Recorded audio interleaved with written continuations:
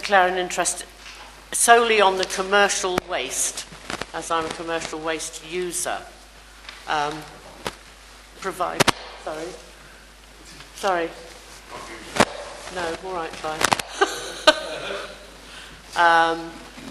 I did have a word with Ted beforehand, and he didn't think that we had to, but I'm not happy about not declaring an interest.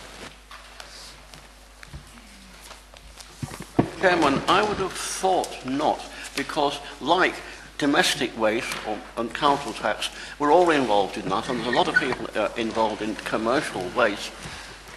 This is my view. I don't think the council need leave the room. Yeah, the opinion we have sought, because the chairman, myself, and the vice chairman, obviously commercial waste producers, is that the motion before us is not actually to decide fees and charges as to whether to delegate that responsibility to a council officer. I will put on record, and I'm not declaring an interest, but I'm putting on record that I am a producer of commercial waste. Councillor Bennett? Oh, I need to declare an interest that I'm the coordinator of the community group FIST and a member of the Community Transport Initiative. All right. Councillor Francis? Well, it's similar to yourself, Chairman, on the production of commercial waste. If that's the position you've obviously established here, then I won't declare an interest, but I am a producer of commercial waste. Thank you, Chairman. I'm no longer a producer of commercial waste, but historically, for the record, I always did declare an interest. But more to the point, specifically, I would say that it doesn't really matter what I think or what anybody else thinks. The whole point of declarations of interest is that it's down to the individual. It is. I agree. Councillor Ryan Smith? On that basis, as the Chairman said, I am also a producer of commercial waste, but I think I'm going to follow the advice and not declare an interest in this case. Chairman, Councillor Martin? Yeah, I was advised to declare an interest even though I just work for somebody who produces commercial waste, so now I am thoroughly confused on this issue, but I will respect the advice given from the Chair. I think it is potentially a grey area, and as has been pointed out, it is up to the individual, certainly. Councillor Billsborough? All I'm saying is that if you carried out this to-leave letter and people left the room, we may not have a quorum. Councillor Sims? I haven't got an interest to declare, but actually I think without jumping forward, I think we should bear in mind this conversation when we actually come to the item on waste pricing. Eminently sensible, thank you. Are there any more declarations of interest? No. I have a specific point, which is not actually on the agenda, but it's apologies from Andy Guy, who said he's got working commitments. I don't know whether that has been... Has he? Right, thank you. Item 2 on the agenda is minutes of the previous meeting.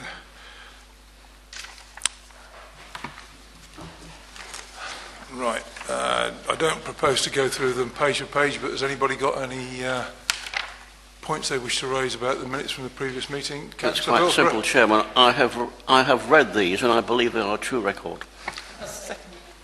Councillor Bennett seconded. All those in favour? Carried, thank you. Next item on the agenda is urgent items. I have one which I'm actually going to pass over to Craig. It's an update as far as the airport is concerned. Yes, Chairman, I thought it was timely that I'll give a verbal update. I do apologise that there wasn't a Part 2 report, but there were no decisions to be made in relation to the airport. But just to update members, and I think members will be fully aware that in the absence of any identified operator by the Duchy of Cornwall, that the Council will continue to operate the airport. And of course that was part of the agreement in terms of relinquishing the lease. So the Council will continue to operate the airport. Just a couple of other items as well, just to update you in terms of where we are with the airport.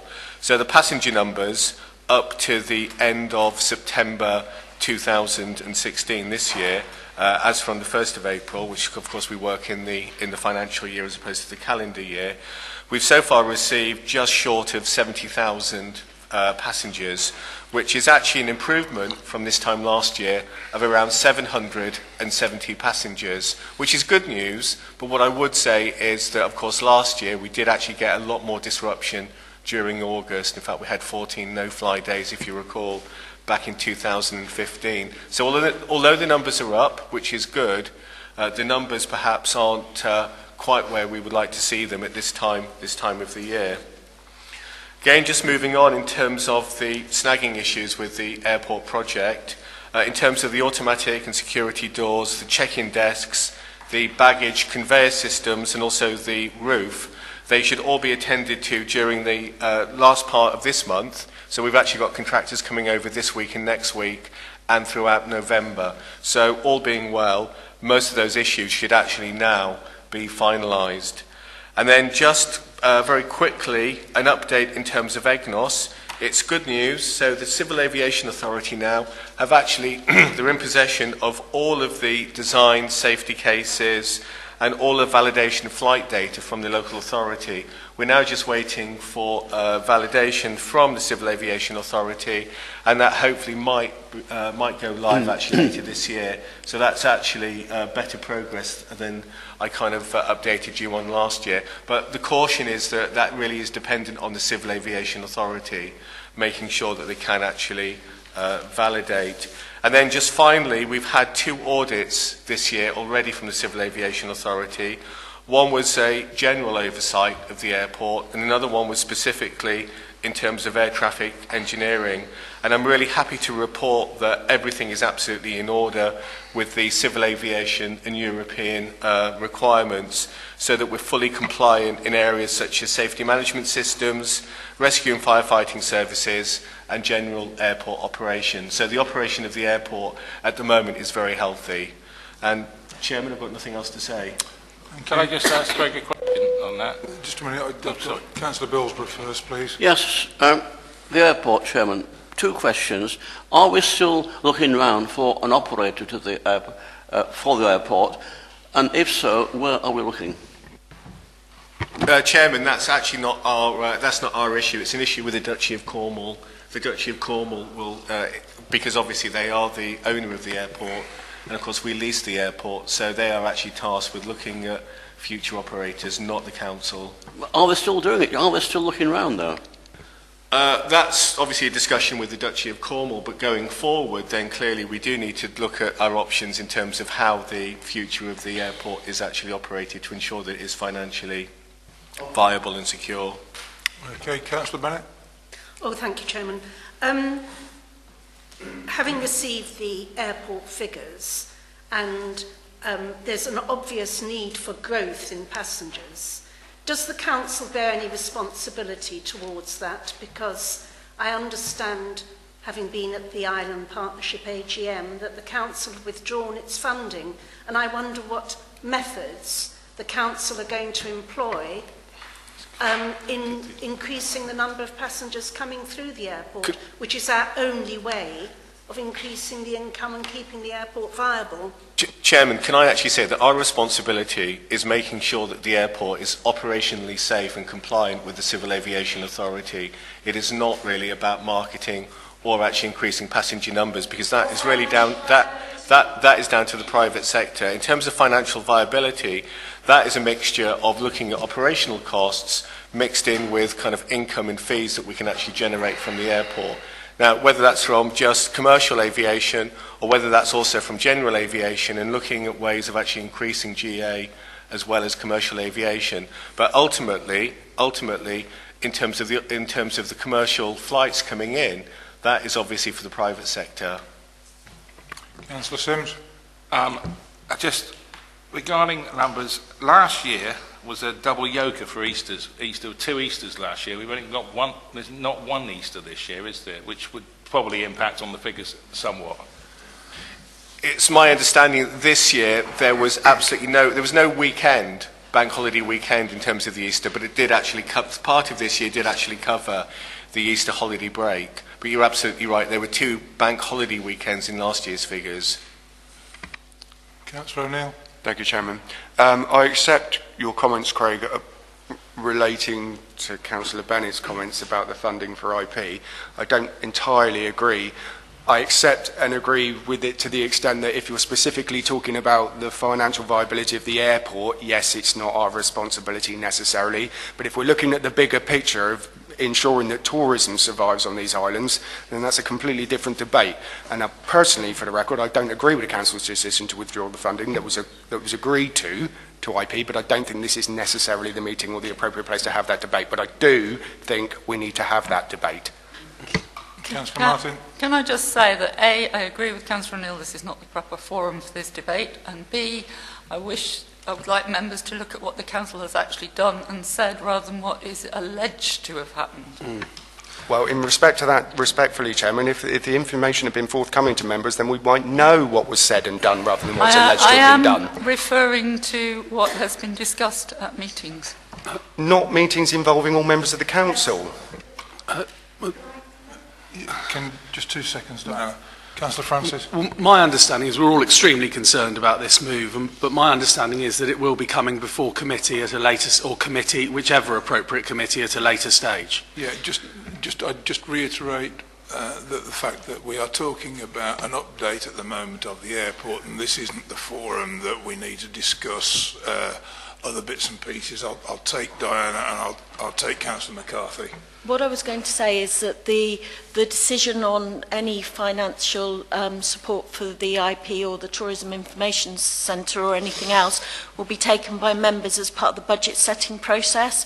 So when we talk about budgets in December, that's when we'll look at all of our options against what we spend our money on. And just to add to that, the financial viability of the airport obviously is our concern as the operator, and that also will be reflected in our budgets and also fees and charges going forward. Councillor McCarthy. Yes, thank you, Chairman. Yes, I was just going to ask a question about the lease. If there isn't anyone other than the Duchy likely to take over the running of the airport, are we now looking at renegotiating what we deem to be a fairly unfavourable lease?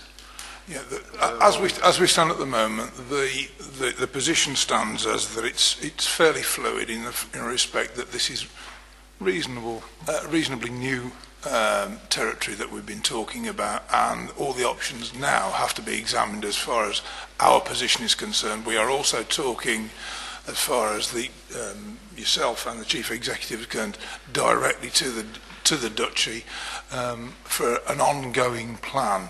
But as we said in the original decisions that this committee and full council made, is that we would continue to run the airport on an ongoing basis for the benefit of the islands until such time as a solution has been found. We're at the position at the moment that a solution has not been found, but yes, discussions are ongoing to resolve that issue, and that's about as much as I can say as we stand at the moment. But we are looking to have a more favourable... Oh, we're not stopping. Okay.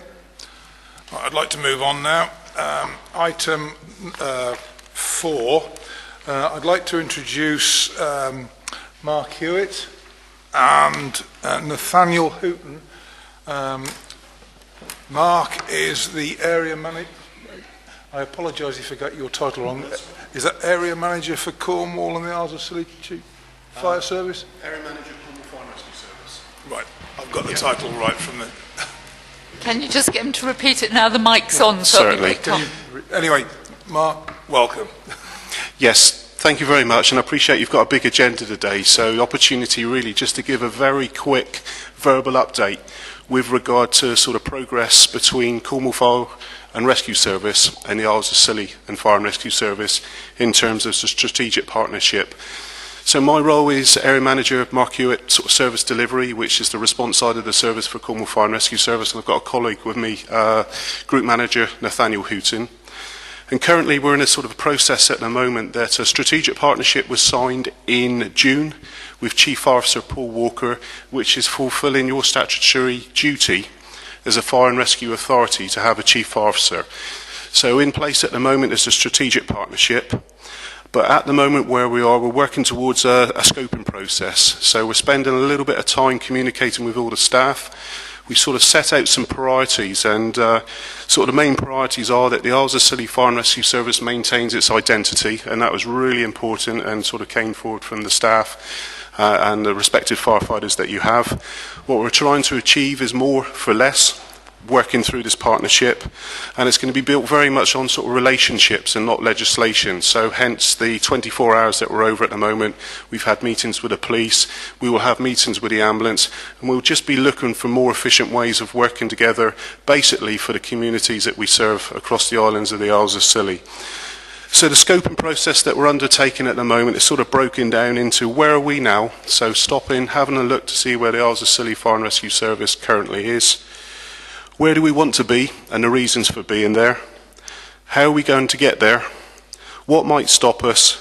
And how will we know when we're there? So that's just a simple model that we've sort of put in place. And all of this is hung underneath our objectives that we currently work within Cornwall Fire and Rescue Service. So our strapline really is about working together to make Cornwall, but I'll change that for communities, safer. So a very simple approach to the way that we do business. And off that will hang objectives of protect, prevent, response, innovate and perform. So 5 very clear areas where we can hang all our areas of work off, whether it be community safety, whether it be RRO enforcement and protection, and sort of innovative ways of working, and sort of the way that crews will respond. So we're developing that work at the moment to a point where we'll be pulling together a proposal and seeking agreement regarding the sort of the future government's arrangements, which I understand will be brought forward at a committee meeting sort of later on to be agreed. So in short, that's just giving you a quick summary, and I hope assurance and reassurance that we're sort of working closely with all the staff on sort of providing a sort of a workable solution which will hopefully sort of maintain and improve the standard of fire cover and community safety activity across the islands.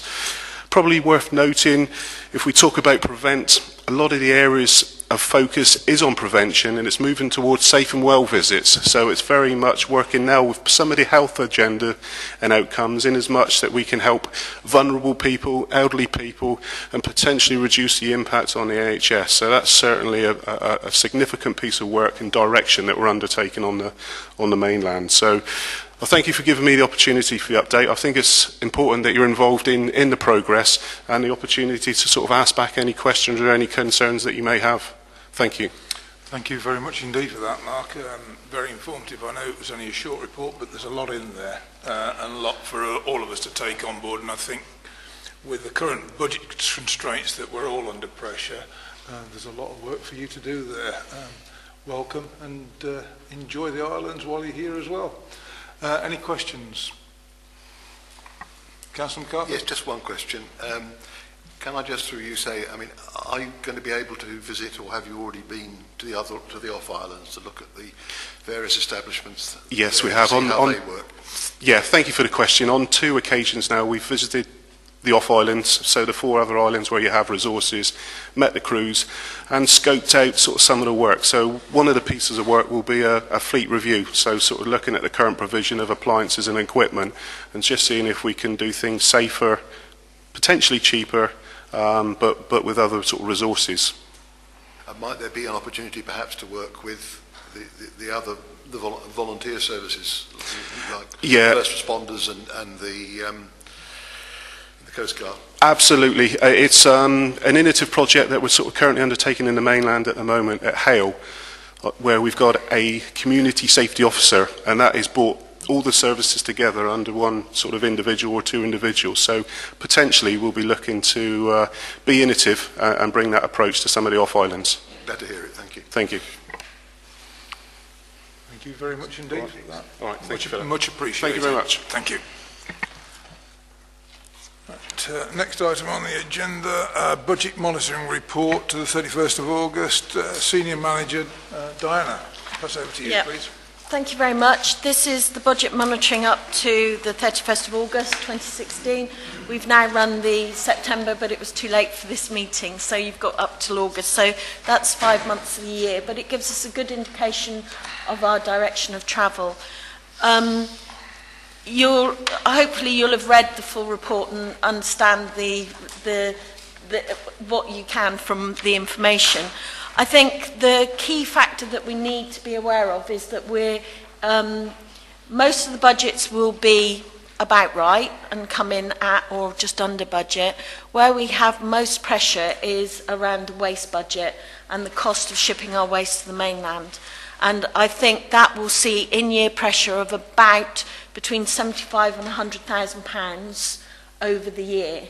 And that's something that we're going to have to absorb across the service, across Craig's budgets and my budgets, to make sure that we don't then have a call on reserves, because that we can't afford to do.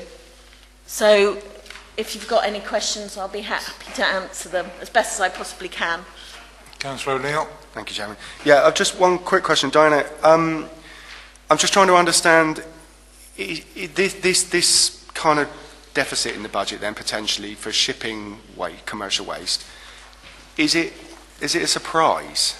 Because I don't understand. We seem to have been having this debate for quite some time. The whole kind of redevelopment of the Morwell site is not new anymore. I appreciate it hasn't finished yet, but we've had a number of discussions where we've looked at the amazingly high costs of shipping waste, etc. So I'm just a little bit, I'm trying to understand whether or not, has the cost of shipping waste dramatically changed, or what? Can I ask Craig to chip in on that one, please? Yeah, I think that's a really good question. Firstly, it's not just commercial waste; it's actually all waste streams. So yeah, so it's our residual, absolutely.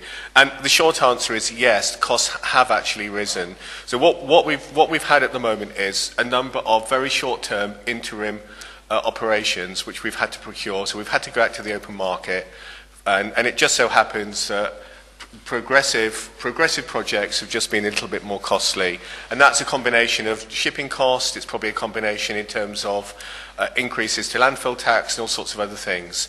So that's the operation, and that's the management of the waste itself. The project is obviously something different because that comes under capital project, and that is actually funded through DEFRA grant money that we've had. Once the redevelopment site is up and running, it gives us much more flexibility in terms of how we can manage our waste streams, particularly in terms of being able to separate some of our waste streams so that we can actually start recycling. Now, in the longer term, what we do need to do is secure a much longer term option in terms of transporting and disposing of our waste, which at the moment we can't do because simply without the waste site being fully operational, it makes life quite difficult. Which brings me then to my next point, which is, are we happy and confident at the moment that the new waste site is to schedule? I mean, you're talking about long-term plans. Yeah, we're anticipating. And you're saying to me things along the lines of, when it's working, this will be better. My question then is, when will it be working, and is it running to schedule? Right, so there are two issues in parallel going on at the moment. The first thing, obviously, is the redevelopment site. So we're hoping that the redevelopment of the site will be completed either by the end of this year or certainly in very early part of 2017. The second issue in parallel is then for the local authority to actually secure a long-term waste management option with a partner on the mainland. So looking at options in terms of how we recycle, where those recyclates go, and also what happens to our residual waste. Now, our residual waste, because landfill sites are closing, will inevitably go to an energy for waste plant, and somewhere in the UK, potentially even Europe. Okay, because obviously there are issues in terms of procurement, but we're looking at those at the moment. There are other options in terms of potentially partnering with other local authorities as well. Okay, so so there's a big piece of work going on behind the scenes. Can't say too much at the moment because that hasn't been secured, but the options going forward and the objectives are really quite straightforward. One is to actually increase our percentage of recyclables, and the other is actually to bring the unit cost per tonne actually down.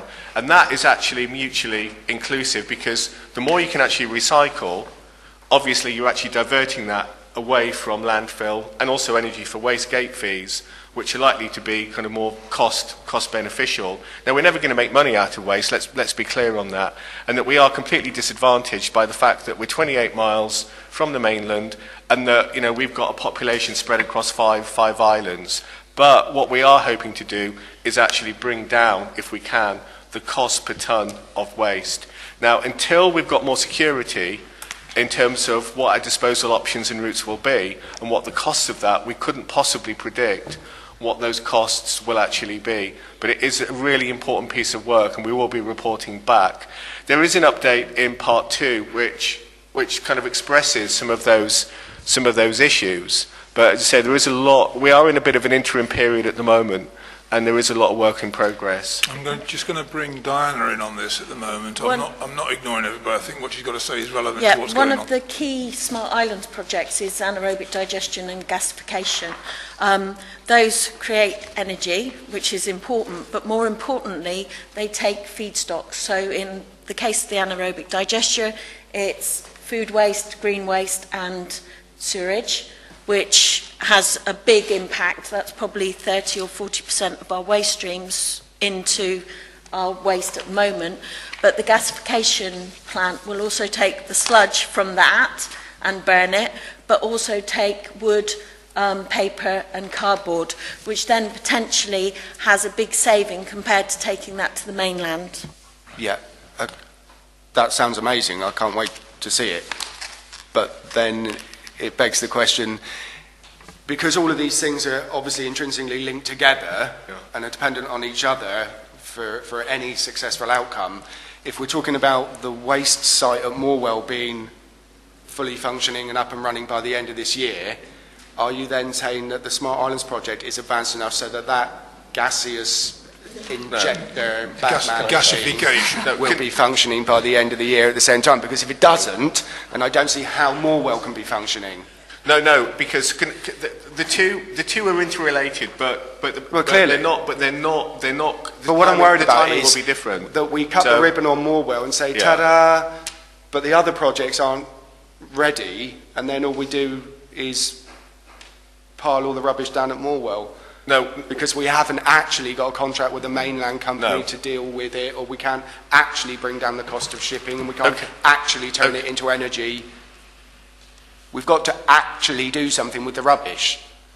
Yeah. So once Morwell is completed, that gives us then the options to actually start separating out the waste. So we can start actually separating out all the kind of reusable waste streams and the recyclable waste streams, and actually, certainly in the short to medium term, they will be going back to the mainland because there is no option over here.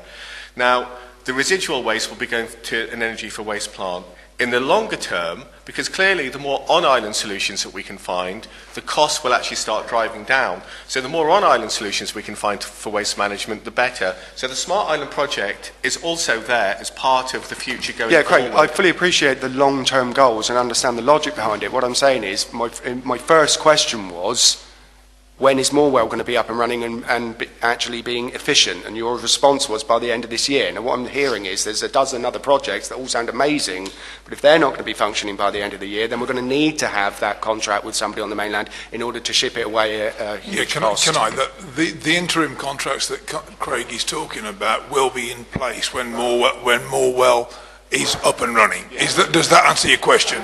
Thank you. We're looking for a longer-term waste disposal option. But they will be in place. We're not going to be up to our ears in waste at Morwell. It's not going to stay here. That answers your question. Fine. Councillor Martin. Yeah, just because it's related. Obviously, it's not just the financial pressures; it's the environmental pressures, carbon footprints, and all the rest of it. How near realistically are we to recycling other forms like paper and cardboard, which are a huge part of the problems in the islands? I know you haven't got a crystal ball. I'm not trying to pin you down on dates, but roughly how realistic? Right. So we would be hoping for certainly the early parts of next year. What quarter that will be? Probably more realistically, into the new financial year of next year. But say once we've got Morwell actually redeveloped, and once we've got the right compactors and the right kit and equipment, then we can actually start separating our waste streams so that we can actually start recycling plastics, cardboard, newspaper, tins, and obviously glass. But these are realistic goals. Absolutely, and that will reflect also in the way we're collecting waste. Now, it's likely that we'll continue with our bring sites in terms of glass because that makes more sense, and glass is actually reused on the islands, but other recyclables will actually be heading back to the mainland. And then in terms of the longer term, we will be using food wastes and green waste and other organic waste as part of anaerobic digestion and gasification. But we're also looking at potentially composting on the islands as well, which is really an obvious quick win, and also looking to manage our construction, demolition and also excavation waste on the islands as well, because obviously that's very heavy, that's incredibly bulky, and that can be reprocessed for aggregate, which is hugely beneficial for the construction industry. Right, and in part that's going on at the moment. Councillor Sims? A couple of things. Craig, if you could at some point give me the proper figures perhaps. I understand the differential between an individual's, the cost on the mainland for one person is something in the region of 60 quid a year. Cost over here is in the region of 550. There's a 1,000% uplift. And the other thing is, I've had a number of people asking me this outside of this chamber about the council and green waste, and I think it may well be worth giving clarification. And I do tell them that we cannot store anything down there anymore. It's a transfer site, but perhaps if it came out from the format of the meeting, it might help a few people. I think the first thing I'd say about green waste is I think a lot of green waste actually does get composted on the islands by self-composters and households, because if you think over the years, we have actually given as a local authority composters actually to members of the public, to residents. And in fact, as part of the Seabird Recovery Project, people on St Agnes were actually given their own compost bins as well. So we're only talking about roughly 5 or 6 tonnes per month, which at the moment does get transported back to a composting plant back on the mainland. Now, in the short term, we have got some interest to actually compost on these islands. And certainly we've had interest, I think, through the voucher scheme to buy kit and equipment. So, that I think would be a really, really quick win. And it makes sense. It's absolutely logical too. But at the moment, down at Morwell, we just do not have the room, we don't have the resource, because the thing about composting, it needs effectively agricultural land to do what's called windrow composting. And that's not the sorts of things that local authorities on the mainland do. These are private sector commercial activities. Councillor Billsborough? Just in terms of the other question I had, Craig, was on the differential. So, I'm not suggesting we compost at Morwell. That's never been on the cards, because Morwell will be a household waste and recycling plant, but not necessarily for green waste, and it will also be a waste transfer site as well, so we can actually separate, sort, segregate, and then transport back to the mainland. But as I say, in the long term, the more on-island solutions we can find to actually managing our waste here, obviously the more sustainable and the more economically effective that will be. Councillor Sims was asking about the price differentials. I did have the question on the differential between per capita on the mainland waste management and per capita here. Chairman, it's quite difficult actually it's not comparing apples with apples, it is apples and pears, and that's because we are probably the only local authority that actually collects commercial waste. And so commercial waste is also within our domestic waste. But in effect, I forget what the figures are, but I know we used the figures fairly recently in a consultation exercise, but our figures are roughly somewhere in the region of like £500 per household, I think, in terms of per capita. Whereas on the average in a rural authority, it's somewhere like £80 per capita. And I think in a unitary authority, it's more like 60. In rural areas, it is actually higher. I mean, we all accept that it's more expensive to live on the Isles of Scilly and to get rid of our waste than it is on the mainland. We all understand and accept that. And what is it actually achieving, understanding what it costs somebody else who doesn't live here? All right. Can I just move on to Councillor Billsborough? Yes, He's been very Chairman, patient for a change. I've been through this, and at the end of most of these budgets, it says, underspend, etc., and it all sounds very good. But if you go on to page 10 of the report, and you look at paragraph 2.5, you'll see that these increased costs is considered to be in the region of £100,000. Sorry, now, what page are you on? Page 10 of the report, in big print, right? All right. It's in big print at the bottom. Yeah, got it. 2.5. Yeah. But, right. We're talking about these increasing costs to be in the region of £100,000. Now, we have a budget, or I would hope we have. Does this mean that we're going to exceed that budget by £100,000? Craig or John? As I explained earlier, because we're monitoring our numbers, this is what we consider to be the likely overspend on the waste budget until the end of March. What I'm saying in the paper is that we're hoping we can absorb that in underspends in other budget areas, but we felt it was prudent to make sure members were aware of that budget pressure now, rather than surprise you in March, which is never a very nice thing to do. Okay, right, that's fine. And can I also add that that's also related to the next item in terms of fees and charges as well, because obviously fees and charges can actually absorb some of those overspend. And my second question is, which I've asked before, and I'll ask it again because I've been asked about it. If a domestic person, has something electrical, say, and it has to be taken down to the tip, if they don't have a car or it won't go in that car, they use one of the commercial carriers to take it down. If they go in their own car, there's no charge. If the carrier takes it, you not only pay the carrier, but the carrier also gets charged for it as commercial waste, which means that the domestic person pays the lot. I know I've asked this before, but surely it's not beyond the wit of man to devise a scheme, whereas if I want to take something, or I have a car, but if somebody doesn't want to take something down to the tip like that, and they have to employ a carrier, surely it can be sorted out that they don't pay the commercial charge because it's being carried by a commercial vehicle. I keep asking this question, and I'll keep on asking it until I get a satisfactory answer. The answer is not, well, if they don't run a car, they can afford to pay the commercial waste fee. That's rubbish. That's the answer I've been given before. Chairman, just very briefly, we have been here before, and this is exactly the same situation would be on the mainland as well. Once that waste transfers to a commercial waste carrier, then it becomes commercial waste. But it's not beyond the wit of man to do something about it, Chairman. They could put on the bill, the carrier says, this is their charge, and that's the commercial waste charge. I understand, Councillor Billsborough, I understand your reticence to progress on that one. However, it has been answered several times before. Unsatisfactory, Chairman. In your opinion.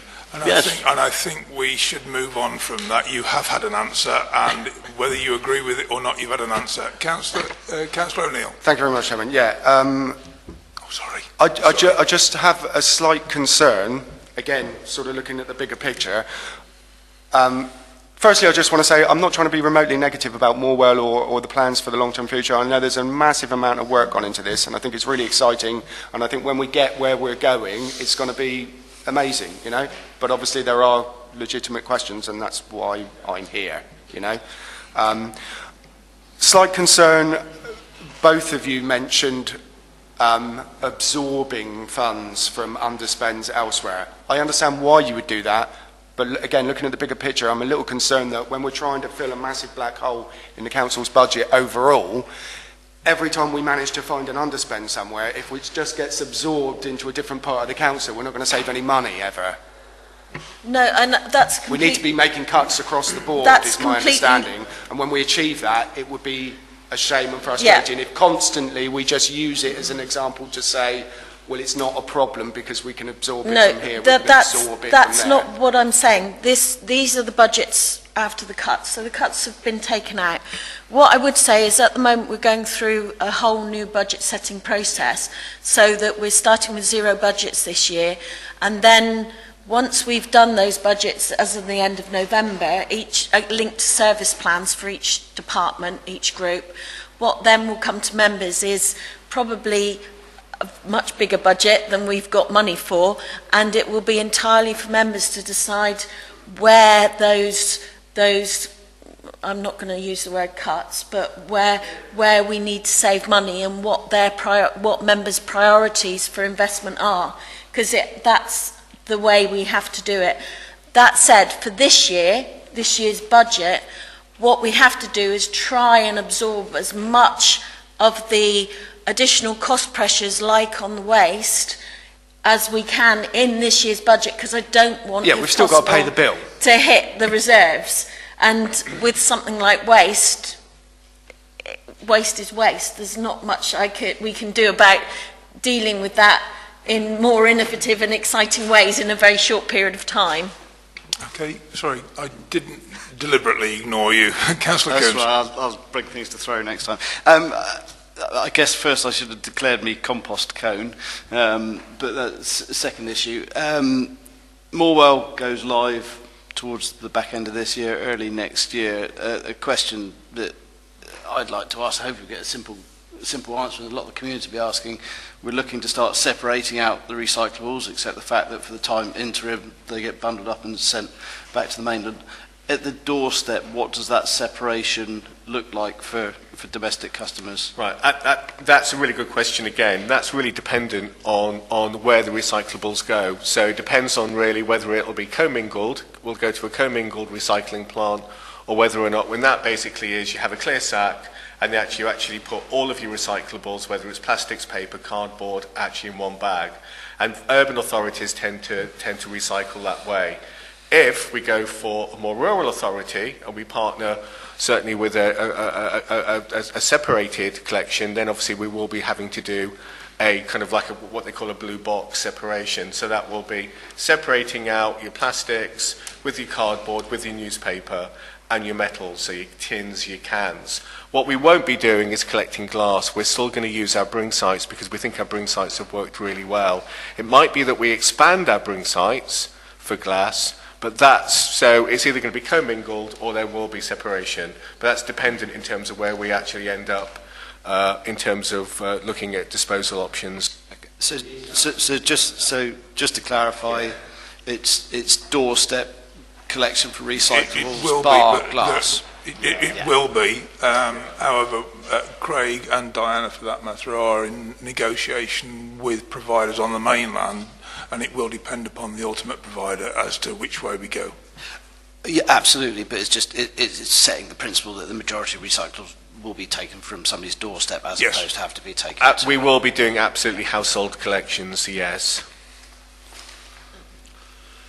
Oh, sorry, I missed that. Councillor Daly. Thank you, Chairman. I don't want to let this report pass without commenting that it's a much better report than many we've seen recently. Two particular respects: the numbers are of a size that we can read, and the other one is that there is some comment at the end of the table to help us to understand what's going on. So I say, well done, keep it up and move forward. Thank you. Councillor McCarthy. Yes, thank you. Two things really. I'm just, through you, Chairman, Craig and Diana, let us know when we will next be able to monitor this. Are we planning for that in December? Yeah, we will have them by the end of December. At the moment, what we're doing is a root and branch 6-month review of all our budgets at the moment, so that we can see where the cost pressures are. So we've obviously identified a cost pressure here in waste. We have additional cost pressures, for example, in Park House, the residential care home, and it's about identifying those and working out how best we try to absorb those in this year's budget so it doesn't impact as we go forward. And do you think it will be possible by then to actually put down a sort of, a planned schedule of not just where the contracts have got to, but also where things like gasification are scheduled? I mean, where the plan is, so we can have some idea. What we can do is put you together a kind of programme of activity in a Gantt chart which highlights where we expect all the things to come on stream. Yeah, I think that would be very helpful. Yeah. Which I think would be useful. We have them. Councillor Sims. This was brought to my attention by a particularly belligerent... Sorry, I missed that. This was brought to my attention by a particularly belligerent part of the electorate, Councillor O'Neill. The Bring site at Telegraph. I drive past it hundreds of times and don't really notice, but down at the school, it's all wooded in front. At Telegraph, it's not. It's quite ugly looking, and if there was a wooden fascia on the front of it like we have at the school, I think it would look considerably better, because you can see it all the way from Watermill all the way up, and at the Telegraph as well. And if we can do it down at the school, why can we not actually put the wood in front at Telegraph as well? I completely agree with Councillor Sims. At the moment, it does look like we've managed to display the bins beautifully at the top of Telegraph. Chairman, that's a point taken, and we'll take that back, and we'll see what we can do. Okay, members. Sorry, Councillor Francis. Yeah, I'd just like to ask a small question, or a short question. If the I obviously understand that we're working a lot harder towards, getting our recyclables right, getting the biodegradables processed, and obviously reducing in time the amount of waste that needs to be sent away. We're obviously all aware that we, are sending far too much away at great expense, and most of the rest of the southwest now is as well, due to, obviously the slightly embarrassing television coverage on the subject recently. What eventual percentage of our waste do you still think will need to be sent away? Large, bulky, commercial, metallic, cars and such like, and is there any provision in place to be able to keep or process any of that kind of waste on the island? And eventually, when we've got everything in place and everything correct, are we going to be sending more away than we did under the old regime at Morwell with the incinerator and so on? Craig, would you like to answer that small question? That small question actually is quite a complex question. So, right, the very short answer is that because we're in Ireland and because of economies of scale and all the processing that has to be done for recyclables to make them kind of reusable, then we will always have to transport and export some of our waste streams. There's absolutely no way that we can deal with all of our waste streams on the islands with, even if we were looking at nirvana and the most optimum. What we can think about, though, is that some of the waste streams that we can actually utilise on the island. So glass, we're utilising as a low-grade building aggregate. Construction, demolition and excavation waste that can be reused as an aggregate, we can keep on the islands. Green waste, organic waste, we can use as either compost, we can use for anaerobic digestion, we can use for gasification. So that includes everything from, all your kind of green vegetation, all your wood, wood's actually quite complex because if wood's been treated with a chemical, it means that sometimes it might need to be exported. So there's a lot of issues that we need to think about because we need to be in compliance with all of the waste codes and all of the kind of recovery and processing of those waste streams. And of course, we're highly regulated now by the Environment Agency, and quite rightly too, for public health and environmental reasons. So what we will do is try and keep as many waste streams actually on the islands as possible to manage properly and compliantly, but we're always going to have to export some of our waste streams. Now, I understand we'll always have to export some of it. The point is it likely to be more than we previously had to export, or is it going to be less? Moving forward, we're actually hoping we can export less and less. Good. Okay. Right. We are actually on budget monitoring. To bring it back. Are there any more questions on budget monitoring rather than waste cycles? Okay.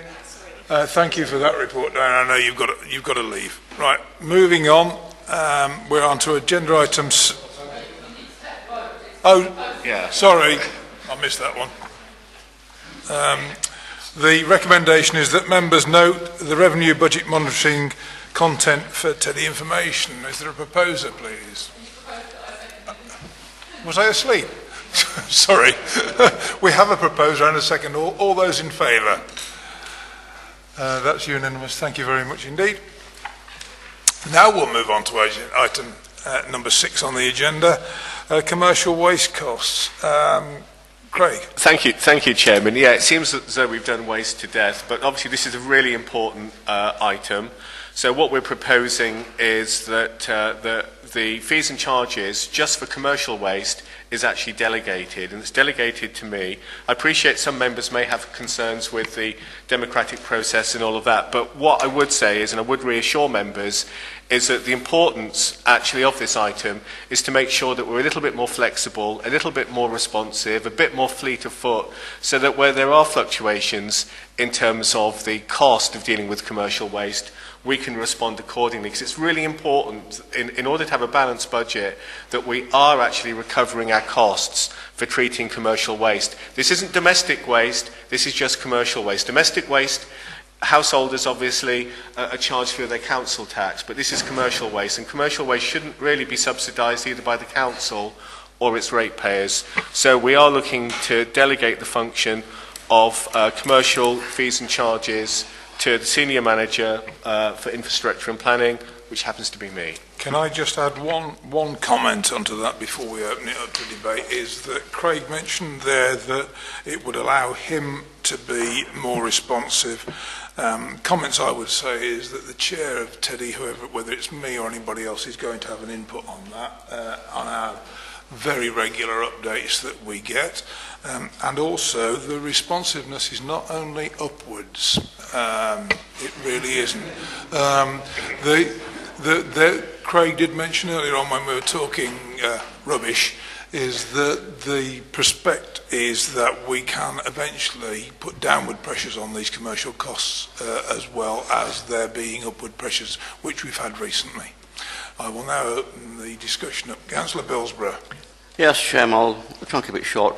I can understand the policy of not wishing to wait until the next meeting of perhaps 4 months before we can approve charges, and hence these ought to be delegated. But I do think you said the chairman and or vice chairman ought to be informed of this as it goes along. It's quite wrong to put this in the hands of the officers only. It's another example of democracy going out the windows. If I may finish it, why have members? Because in the part 2 items, you've got 3 items in part 2 in this report that we can only ask questions on if you decide to drag them screaming into part 1. And I'm very uneasy about this. I entirely understand what you're saying, Councillor Billsborough, and in initial discussions with Craig, I voiced those opinions as well. However, the expedience of being able to make a decision up or down on these charges within a very short space of time, I think actually, from my perspective, overrides the necessity of it going to a committee and then to full council. But that is my personal opinion. Councillor O'Neill. Yeah, thank you, Chairman. No, I completely agree. I understand Councillor Billsborough's concerns, I really do, but I would have thought it's a simple fix, really, isn't it? I mean, can we not just formalise the fact that it's just in consultation with the Chairman of Teddy? For a start, that just deals with that, so there's at least member input, okay? We elect a Chairman of this committee, so we put our faith in that person to do the job, okay? Would you like to propose that?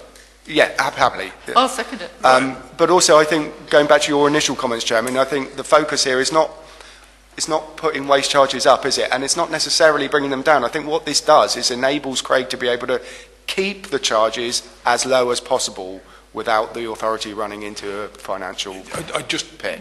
Before I pass on to you, I'd just like to say that this, and I would emphasise, is a cost recovery exercise. There is no profit motivation whatsoever in it. Okay? Councillor Martin? I just wanted to second and endorse everything that Councillor O'Neill said. Fine. Councillor Daly? Thank you, Chairman. I like Councillor Billsborough, I'm very disturbed by this recommendation. And I want to know if there's any limits to it. Is there a time limit to it? Is this going to be for a year or longer? Second question, before you put your light on. Is there going to be any limits as to the amount that can be charged? Is there an upper limit of 10% or something like that? And thirdly, is there any plan to circulate all members regularly with what has happened?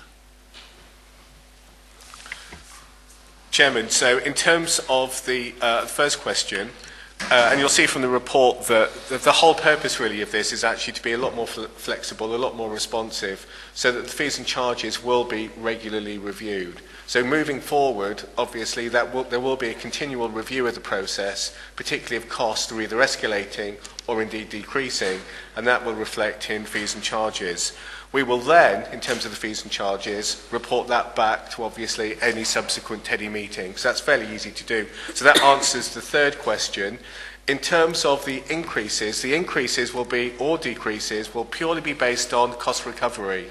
So there will be no percentage increase or decrease. It will be purely around cost recovery. Can I just add something before you come back on that one? The time limitations of each individual contract that we've had, because some of these have been fairly short term of late, and the cost variations within each contract have to be responded to. We hope when we come into a recycling phase that these contracts will be longer term than we've had at the moment. Does that make sense? It does, but it doesn't answer my question. My question is, are we delegating this to the senior manager forever, or is it a limited term delegation? That's up to the members to propose an amendment if you wish. Yes, well, I propose that we limit it for a year. 1 year. Have we got a seconder? Yes, We've got I'll accept that, Chairman, yes. Okay. Before I move on to that, Councillor Sims? I think it's a very good report. I think it's quite a sound move, because this is like the commercial arm of the council, and really, if the council charges too much, then somebody else can come in and do it, because basically the council is performing the role of the private sector here. Very, very few councils on the mainland, if any, get involved in commercial waste, and hopefully at some point we can move away from it. But I do think it's the council doing a private sector job, and I think it should be really charged for on that basis. Councillor McCarthy? Sorry, is it? Councillor Bennett for me. Councillor Bennett first. Okay, thank you. I think I agree with what Councillor Sims has just said about the council acting as private sector in this instance. But, of course, we don't have competition here, and as other areas of activity demonstrate. And I'm concerned, I think human nature and commercial nature means that the charges are far more likely to go up rather than down, because that's the way things happen. And will there be any process of appeal?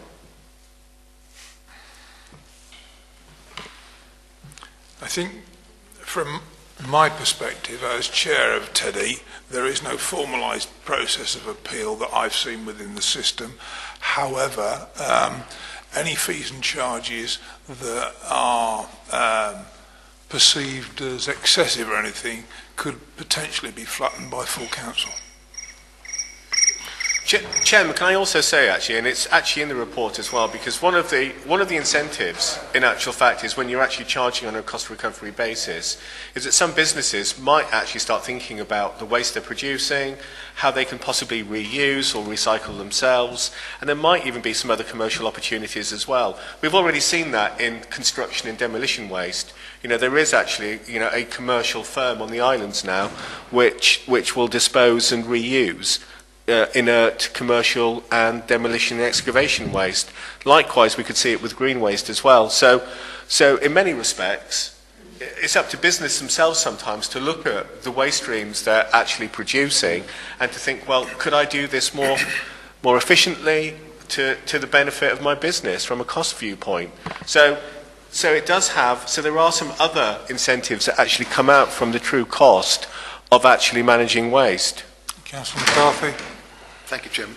Just a couple of quick points. I think there would be a slight concern in the community if the prices were sort of yo-yoing up and down and there were too many changes. I think there needs to be, a bit sensible about that, and I'm sure the Chairman and the officer will take that into account. I also think that it will be useful to report back these things so that members are aware of what's going on, so that we don't get, I think that was already answered. The fact that it will be reported to TEDI on a regular basis. I'm assuming it won't go up and down every week, but we need to make sure. No. As I said, it's reviewed on a sensible basis. As I mentioned, a lot of it is very, very dependent upon the contracts that we are able to negotiate, and one of the biggest chunks of the cost of commercial waste is getting it from here to the mainland. What I would say, Chairman, I think you've already answered this as well, is there should be more cost certainty moving forward once we've actually secured longer-term waste contracts. One of the issues we've had at the moment is we've had a series of shorter-term contracts whilst we're trying to sort out a longer-term option. Right. Councillor Francis. Yeah, I mean, I very much agree with the proposal put forward by Councillor O'Neill. I think, you know, we have elected, you know, a chairman of this committee. I do have trust in our chairman. And I think very importantly from the public's perspective, we do need to see that scrutiny there. It would be a shame if the public were to and so on. And I'm very encouraged to hear that he is also going to push forward reductions if we do start to get our efficiencies in place very much and improve things. And that would satisfy me. I don't necessarily disagree, with Councillor Billsborough and Councillor Daly's proposal of putting a time limit on it, because that can simply just be a review in this equivalent Teddy committee in a year's time. Do we want to continue with this? Is it working or isn't it? Right. So there is no harm either in putting a timescale for reviewing the policy in place. Right. Okay. Just wanted to say quickly, then we can sort of stop. Fundamental to this is the commercial waste domestic waste shouldn't be subsidising commercial waste. I suspect there's a legal issue there, i.e. it's got to pay its way, else the domestic rates are essentially paying for commercial waste, and we have to be very careful about that, and I think this is part of this. I mean, it probably will be subject to legal challenge if somebody could be bothered to do it. Right. Members, if that's the end of the discussion, what I will intend to take is that members delegate to Senior Manager Infrastructure and Planning the authority to set fees and charges for accepting commercial waste streams permitted at the Council's waste sites on a cost recovery basis in conjunction with the Chair and Vice Chair of Teddy for a time limit of 1 year only. Is that... That wasn't the original proposal. That's why I'm asking. That was the amendment to the proposal. So, my proposal was with consultation with the chair and or vice chair of this committee. Right. My personal view on the issue of putting a year's limit on it, whilst I don't see it as being a huge problem... We have had the time limit of 1 year proposed and seconded as well. Yeah, but that was a different proposal, Chairman, by a different member. So the first one... Could we change that to be reviewed? Because a time limit means it stops after a year. And that's there's no point stopping something if it's working. Don't make a debate where you don't need one. So you'd have to put it as another amendment. Sorry, could I just propose that it's Councillor O'Neill's proposal with the addition of a review after 1 year, and that any changes that are agreed by the Teddy chairman and the officers involved are published to the members of the committee, that we're updated with the changes that are put in place. Councillor Daly and Councillor Billsborough. I'm happy to include in my original proposal, Chairman, that it be reviewed on a regular basis, because I think everything should be. I will maintain my seconding on that. But then it would be up to any of us on this committee, Councillor Bennett, to put their light on and stick their hand up in the air or do whatever they need to do to be recognised by the chair and say, where's our review? Before we get overly complicated on this one, we have at the moment Councillor O'Neill suggesting that we take it on the basis of in conjunction with the chair and vice chair and reviewed on a regular basis. By this committee, yes. By this committee. Are you happy to withdraw your year proposal or not? I would propose that we could withdraw it, but I would like, instead of saying regular, which could mean every 10 years, that we say on an annual basis. Right, are you happy to say on an annual basis rather than regular? No.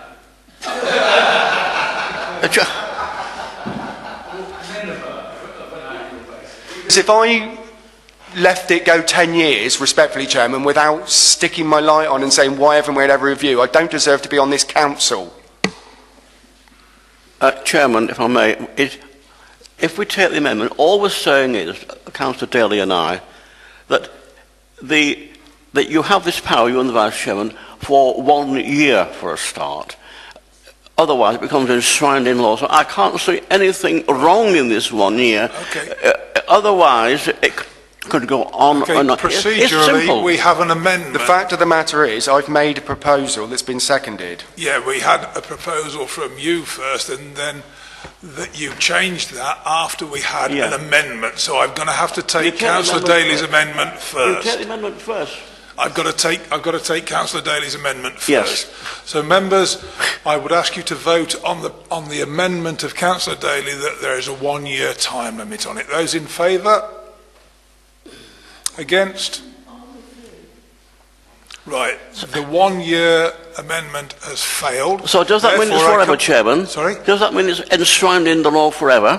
No, because you listen to the... No, I have to take this as... The next is the substantive motion that it is reviewed on a regular basis. Yeah, the word review is the important word here. Consultation with the Chair and Vice Chair of this committee and to be reviewed on a regular basis. Yes, so the substantive motion is now that the costs are reviewed in conjunction with the Chair and Vice Chair on a regular basis. Sorry, respectfully, Chair. It's basically, as in the document, as the recommendation table before us, Yeah. but in conjunction, the powers handed over to Craig these changes must be made in conjunction with the Chair and Vice Chair of this committee. Yeah. The entire process must be reviewed by this committee. On a regular not by basis. the Chair and Vice Chair, but by this committee on a regular basis. On a regular basis, yeah. We forget to do it, that any reports on changes come back to the committee. We are made aware of Yes. alterations. So updates, yes, we've already been told about. Right. It all in, we can vote on Thank you. something and Before we through. get any further, we have the motion before us now. Okay? Are you happy that you all understand that motion? Other than Councillor Sims... I think you should repeat it for the record, please. Right.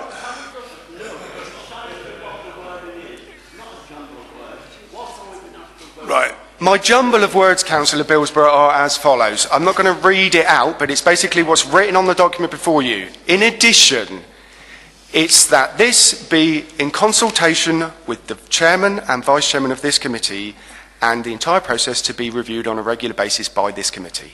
Right. Yeah. Are you content with you all understand what you're voting on now? Right. All those... You haven't included what Councillor Francis wanted, which was... I don't have to include what Councillor Francis wants, Councillor Daly. I'm not talking to you, I'm talking to the Chair.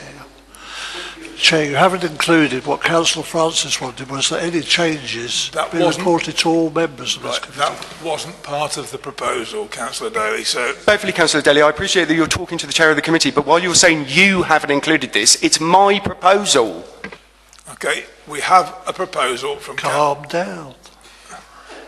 We have a proposal from Councillor O'Neill. I propose to take it to the vote. All those in favour? Against? Motion carried. Would you record my vote against, Chairman, because I think democracy is going out the window by not having a time limit on it. Councillor Bills, thank you. Thank you very much. Councillor Billsborough wishes his vote to be recorded again.